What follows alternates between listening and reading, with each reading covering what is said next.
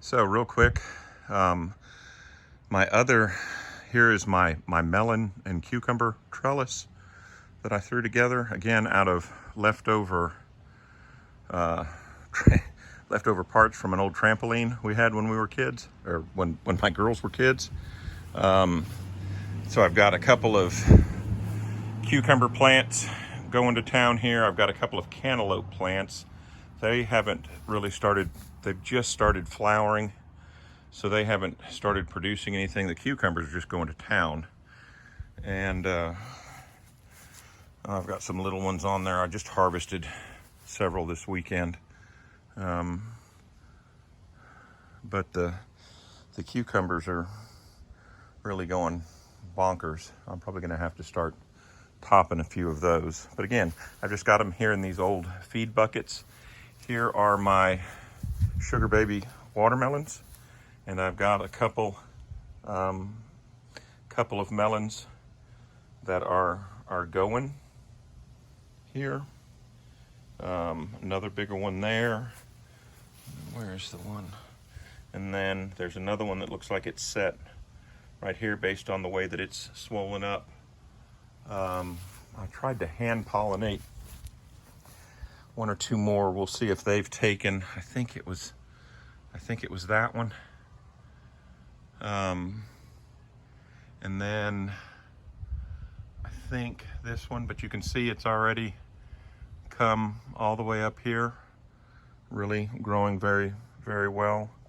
And so I'm going to get to the point probably once I get a few more fruit set, where I'm going to have to top some of these vines so that they'll focus their energies and their efforts on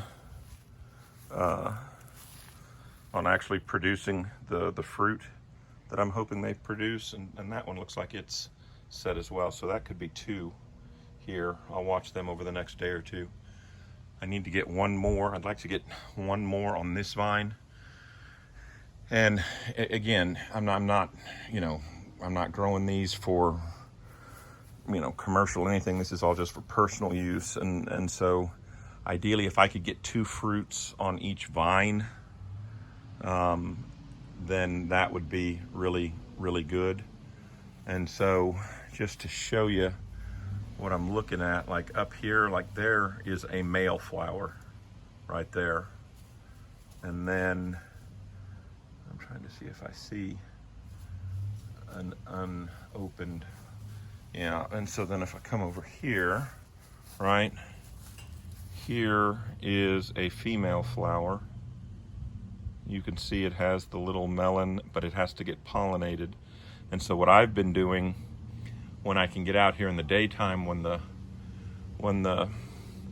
flowers are actually open, I'm taking a male, there's another female right there, but I think that's the one that I just pollinated yesterday or day before yesterday. Anyways, I take the male flower like this when it's open, and when the female flower is open, and I kind of touch them, pat them together to get the pollen to transfer, and then poof, it turns into a sugar baby watermelon and starts growing pretty fast.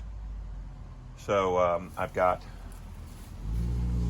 5 other melon varieties that I've started, and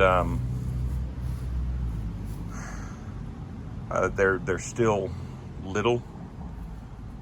They're not quite ready to be put into pot. Probably by the end of this week, I'm hoping maybe they'll be ready to go. But we'll see. Not a rush. I would rather get them to produce. It's going to be long and hot this summer based on what I'm seeing already. And this gets really good sun. The sun comes up right there, rises right there, and so then it comes straight overhead and goes here behind us. And so they get really good overhead sun for, I don't know, 6+ hours. And a little bit of indirect sun early in the mornings, and then overhead sun midday, or late morning through probably 3 o'clock, And then after that, it gets in the trees behind us, and so it's filtered sun again.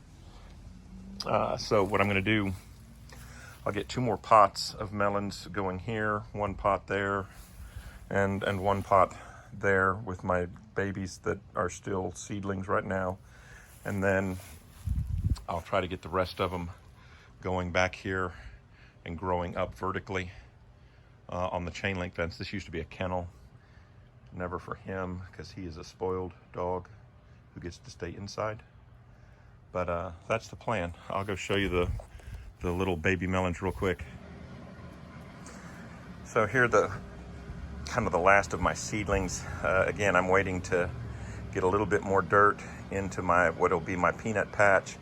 And then I've got 4 different varieties of peanuts here. They all ended up sprouting and so far are doing well. But it's about time to get them in the ground. My different melons that I've got here, I know I won't use all of them. My signs have kind of faded. So I've got this first row here. These are new orchid. That's an orange colored flesh.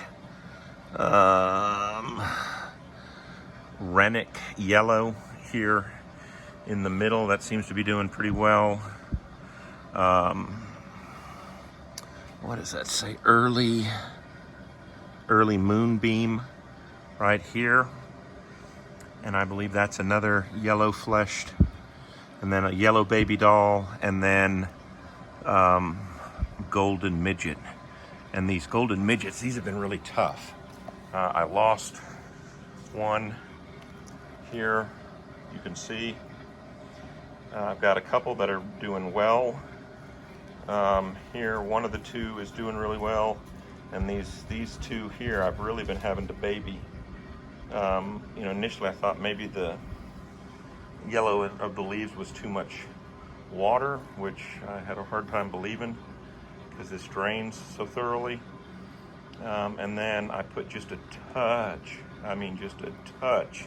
of nitrogen on them, and the one here on this one here that's more in the middle now immediately started to green up a little bit better. So they're already looking for food, because this is just I don't remember if it's perlite or vermiculite that's in there with a little bit of peat, and that's all that's in there. But it was odd that these 2 were being so finicky and so picky, and none of the others were. Something ate on that a little bit, but that's just the cost of doing business. So anyways, hopefully by this weekend I'll get these potted up as well, and we'll get the rest of these going and get some multicolored flesh watermelons. So anyways, that's it.